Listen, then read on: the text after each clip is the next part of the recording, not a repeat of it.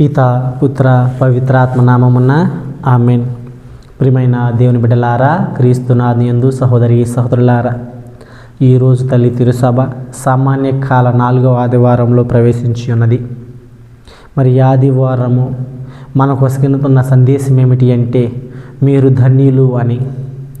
అనగా మనలో ఎవరము ధన్యులు అవుతూ ఉంటాం అంటే, ప్రభు పలికిన వాక్కులు నెరవేరునని విశ్వసించిన ప్రతి ఒక్కరూ ధన్యులుగా మార్చబడుతూ ఉంటాం.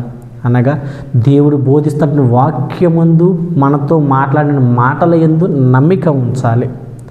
మరి అట్టి నమ్మిక ఏమిటి అంటే, దేవుని ఆజ్ఞలను పాటించువారును, ఇదిగో వినయముతోనూ వివేకముతోనూ వినమ్రత కలిగి జీవించువారును ప్రతి ఒక్కరిని కూడా ఈరోజు మొదటి పట్టణము ద్వారాగా జెఫానియా గారు ఆహ్వానిస్తూ ఉన్నారు.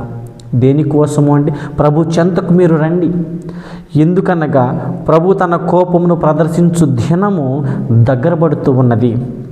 మనం ఆయన శిక్ష నుంచి తప్పించుకోవడానికి ఆయన చెంతకు వచ్చి న్యాయమును పాటించుట, వినమ్రత కలిగి జీవించుట అలవర్చుకోమని, నేర్చుకోమని ప్రతి ఒక్కరిని కూడా పిలుస్తూ ఉన్నారు దేవుని బిడ్డలారా. ఎందుకు అంటే, మనలో చాలామంది దైవ విశ్వాసులు, దేవుని యొక్క బిడ్డలు ఆయన నామమును స్మరిస్తూ ఉన్నారు, ఆయన నామమున గొప్ప కార్యాలు చేస్తూ ఉన్నారు, ఆయన నామమును ప్రార్థన చేస్తూ ఉన్నారు, ఆయన నామాన్ని ప్రకటిస్తూ ఉన్నారు.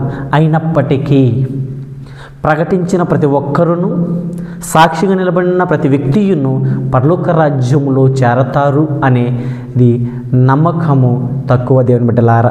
ఎందుకంటే ప్రభువే ఆయన మాటలతో మనకు ఒక మాటను సెలవిస్తూ ఉన్నారు. ప్రభు అని నన్ను సంబోధించు ప్రతివాడు పరలోక రాజ్యములో ప్రవేశింపడు అని.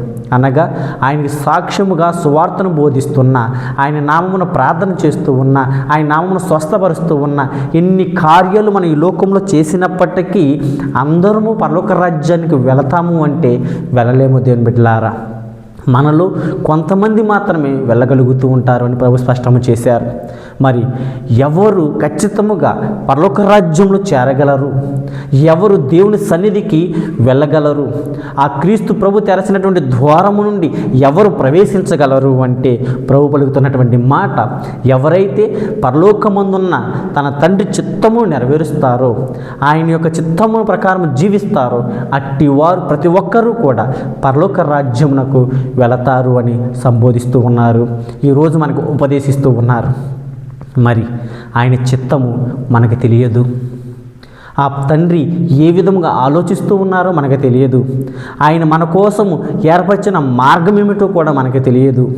కానీ ఆయన దగ్గర నుండి వచ్చినటువంటి, ఆయన కుమారుడైనటువంటి, ఆయన యొక్క కుడి ప్రక్కన ఆశీనుడైనటువంటి క్రీస్తు ప్రభువుకు మాత్రమే అది తెలుసు.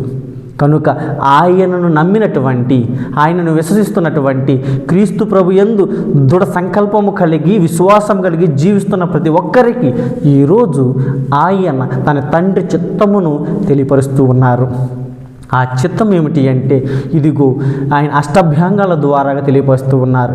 ఇది అష్టాభ్యాంగాలు మాత్రము కాదు దేవుని బిడ్డలారా, ఇవి 8 మార్గాలు పరలోక రాజ్యము చేరుకోవడానికి, జీవకర్తను కలుసుకోవడానికి, మన కోసం మరణించినటువంటి క్రీస్తును సందర్శించడానికి, పరిశుద్ధాత్మలు ఐక్యము కావడానికి దేవుడు వస్తున్నటువంటి 8 మార్గాలు. అది ఏమిటి అంటే, దీనాత్ములు ధన్యులు అని, శోకాత్ములు ధన్యులు అని, వినమ్ర హృదయులు ధన్యులు అని, నీతి నిమిత్తము ఆకలి దప్పుగల వారు ధన్యులు అని, దయామయులు ధన్యులు అని, నిర్మల హృదయులు ధన్యులు అని, శాంతి స్థాపకులు ధన్యులు అని, ధర్మార్థము హింసితులు ధన్యులు అని. అనగా ఈ 8 మార్గాలలో ఎవరైతే స్వీకరించి జీవిస్తూ ఉన్నారు అట్టి ప్రతి ఒక్కరూ కూడా ఆ ధన్యత జీవితం పొందుకుని ఆ ధన్యుడైనటువంటి మన రక్షకుడిలో మమేకము కావడానికి, ఏకము కావడానికి తోడ్పడతాయి దేవుని బిడ్డలారా. అనగా ఈ 8 యొక్క వాక్యములను, 8 మార్గములను మనం ఆలకించడం మాత్రం సరిపోదు. ప్రభు పలుకుతున్న ఒక గొప్ప మాట ఏమిటంటే, లూకాసు వార్త ద్వారాగా 11వ అధ్యాయం 28వ వచనంలో చూస్తే, దేవుని వాక్కును ఆలకించి దాన్ని పాటించు ప్రతివాడు ధన్యుడు అని. అనగా ఆలకించిన వారు ధన్యులు కాదు, ఎవరైతే దానిని పాటించి క్రియాశీలతను, క్రియరూపమును దాలుస్తారో అట్టి వారు మాత్రమే ఆ ధన్యత జీవితాన్ని పొందుకుంటూ ఉంటారు.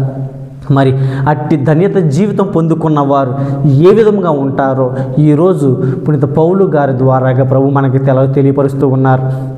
అదేమిటి అంటే, ప్రతి మనిషి తన జీవితంలో జరిగే ప్రతి ఒక్క గడియల్లోనూ, ప్రతి కార్యములోనూ, ప్రతి పనిలోనూ, తను తాగే నీటి నుంచి, పీల్చే గాలిలోనూ, తను నడిచే నేల నుంచి కింద ఉన్నటువంటి ఆకాశం వరకును, తన చుట్టూ ఉన్నటువంటి చెట్టు చేమలలోనూ, తను ఉన్నటువంటి చుట్టూ ఉన్న ప్రజలలోనూ దేవుని ఉనికిని కనుక్కుంటారు దేవుని బిడ్డలారా.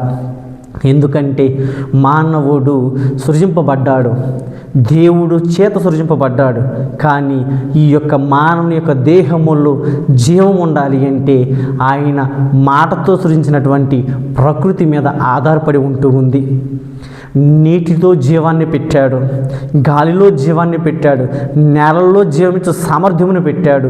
అనగా ప్రతి దానిలోనూ మనకు తోడ్పడడానికి, మనకు జీవము నొసగడానికి ఆయన తన జీవమును మమేకము చేసి మనకు వసగున్నాడు దేవుని బిడ్డలారా.